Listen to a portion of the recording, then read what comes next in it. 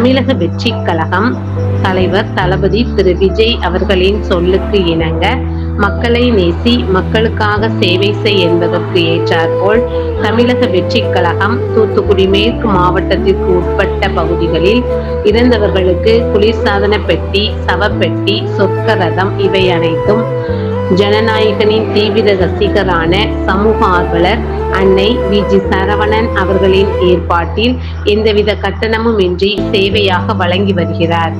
இந்நிலையில் கொட்டாரக்குறிச்சி பகுதியைச் சேர்ந்த ஐயா குட்டி அவர்களின் மனைவி சிவனடியாள் அவர்கள் 9/1/2026 அன்று உடல்நலக்குறைவு காரணமாக காலமானார்.